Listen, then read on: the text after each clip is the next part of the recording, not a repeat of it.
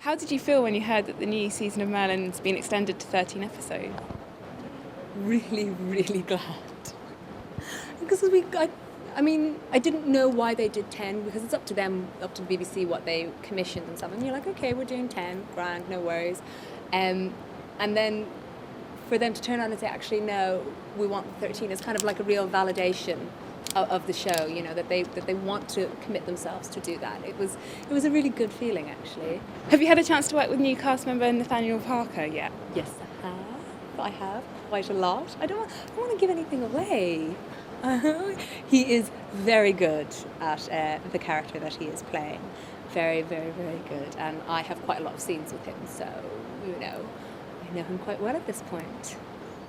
We've just heard that Phil Davis and Gemma Jones are joining the show. Can you tell us anything about them? I love Gemma Jones. I didn't have any scenes with Phil, but Gemma Jones is unbelievable. Aside from the fact, Sense and Sensibility, I'm like, look at you, oh my God. I did spaz out slightly. It's one of the great things about this show is the people that they get in to do it. But, you know, you look at a role on a page and you try and imagine it, and then you get somebody like Gemma Jones who comes in and puts her spin on it, and it is so far above anything that you could ever have thought of. You realise why they are who they are and why you are who you are, why they have been doing it for 40 years, because they're just that good.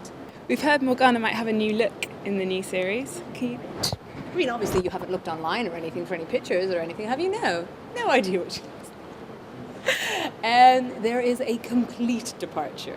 She looks completely different. She's a different. I mean, a year has gone by. She is obviously out now as, you know, a dark magical presence, and so she doesn't have to sort of wear the same robes as she would have before. She doesn't have to pretend.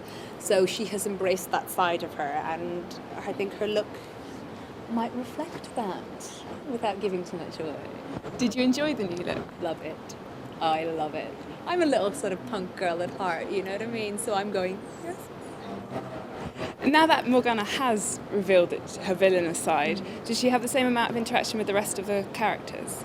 It's very different. I mean, this year is very different for Morgana. It's very different for me. She's separate, but without. I mean, Merlin gives you what you want, but never in the way that you expect it. So I could tell you something, but at the same time, you couldn't take that as a blanket statement, because there will be exceptions and there are ways around it, and the writers are very clever. So she is out and villainous, but she does still interact with everyone in Camelot, because where's the fun of her if she doesn't get to come in and play with them? Do you know what I mean? You're shooting on film for the first time this series as well. I know. Does the whole series feel a bit more filmic? It does. It feels vast. I mean, the cast is bigger. You know, we've got all the Knights of the Round Table this year, and we've got a huge green screen set, like massive. It's bigger than this room. So everything seems bigger. The scripts are bigger. The sets are bigger. The cast are bigger. You know, everything's more ambitious. Obviously the show's massive in the UK, but have you been surprised by its success internationally? I came here and everybody knew my name. I walked out of the car and they all started shouting my name. They had pictures of me. I'm like, I got to the hotel last night and there were people waiting in the lobby. I was like, how did you know I was going to be here? It's bizarre. I don't get recognised in the UK, but I get recognised out of it, which I find hilarious. I was sitting in a bar in Romania and I was talking to the barman, and about halfway through the conversation he goes, yeah, you know, you really look like that girl off Merlin. I'm like, really? Finally, is there just anything else you can tease or hint about for season 4? I think it's our most grown-up season so far, and I think it's going to be the season where a lot of things are going to come to a head. I think people have been waiting for certain parts of the legend to happen for quite a while, and I think the 4th season is where they're starting to do that. They're starting to, you know, rather than playing around with the legend, it's become. They're not sticking closer to it, because Merlin doesn't do that, but you're starting to see where everyone's going to go. You're starting to see the path to the king, path to the queen, path to the powerful sorceress, and this is the first time it's really felt like a cohesive. The 4th season is really sort of setting all of that up. So, you know, I think